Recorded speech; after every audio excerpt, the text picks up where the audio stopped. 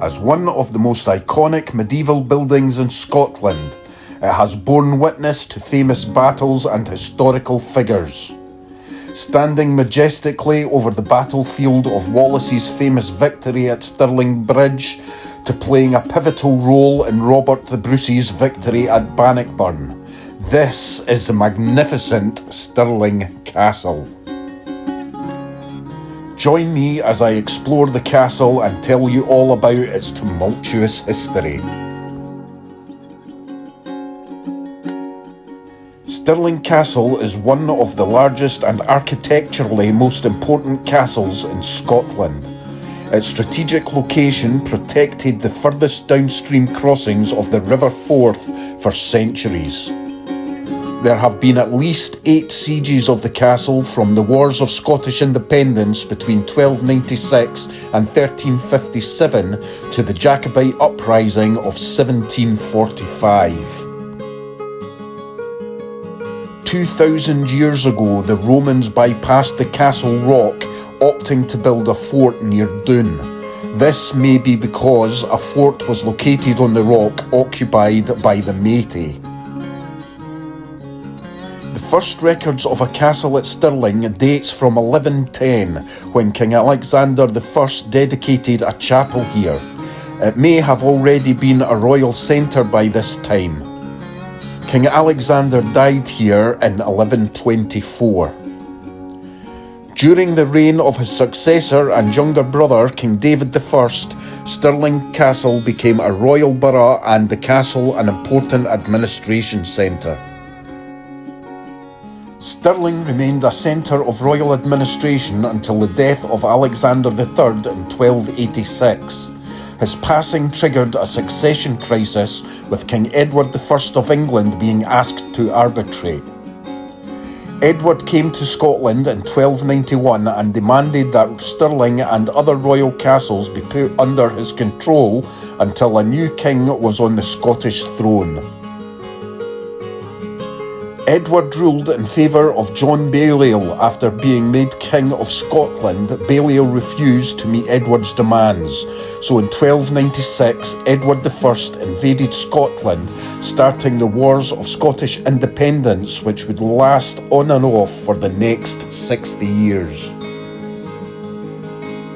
After invading Scotland, the English found the castle empty and set about reoccupying it.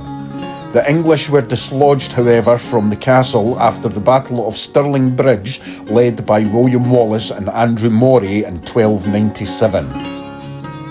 Many of the English garrison were killed in the battle, and the English commanders William Fitzwarren and Marmaduke Thweng were quickly starved into surrender. The castle changed hands in 1298 after the Scottish defeat at Falkirk, but was retaken again in 1299 after the Scots besieged the castle, whose ranks included Robert the Bruce. By 1303, Stirling was the last remaining castle in the Scots' hands. In April 1304, Edward's army arrived with at least 17 siege engines.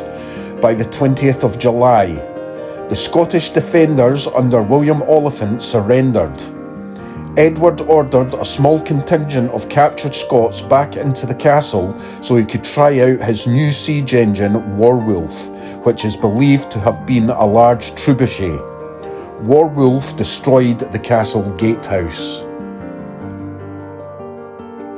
The earliest part of the present castle was built by the early Stuart kings, Robert II from 1371 to 1390 and Robert III from 1390 to 1406. In 1424, the castle was part of the jointer given to James I's wife, Joan Beaufort. After his murder in 1437, Joan and the young James II took shelter here.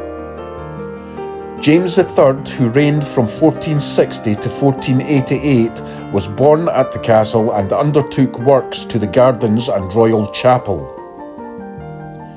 James IV, who reigned from 1488 to 1513, undertook the building of the King's Own Building, the Great Hall and the castle foreworks. James V, who reigned between 1513 and 1542, created the centrepiece of the castle, the Royal Palace. James V's infant daughter, who was brought to Stirling Castle after being born at Linlithgow Palace in 1542, and was crowned in the Royal Chapel at Stirling Castle on the 9th of September 1543. She was brought up at Stirling Castle until she was sent to France in 1548. Her name was Mary, Queen of Scots. Queen Mary returned to Scotland in 1551 and married Henry Stuart, and their son, the future James VI of Scotland and James I of England, was baptised here in 1566.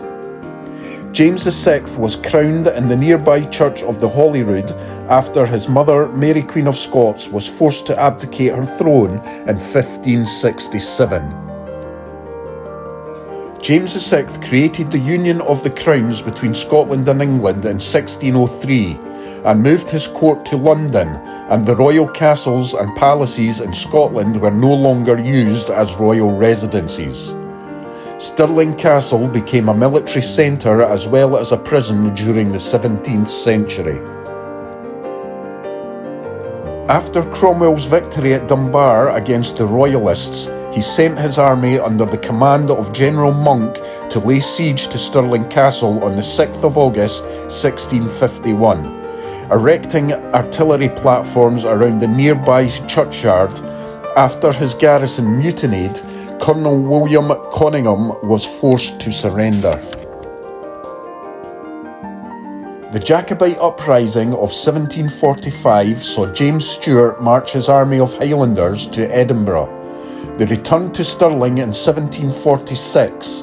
The town surrendered, but the castle did not, forcing the Jacobites to withdraw on the 1st of February. From 1880, the castle was run as a military barracks for the British Army.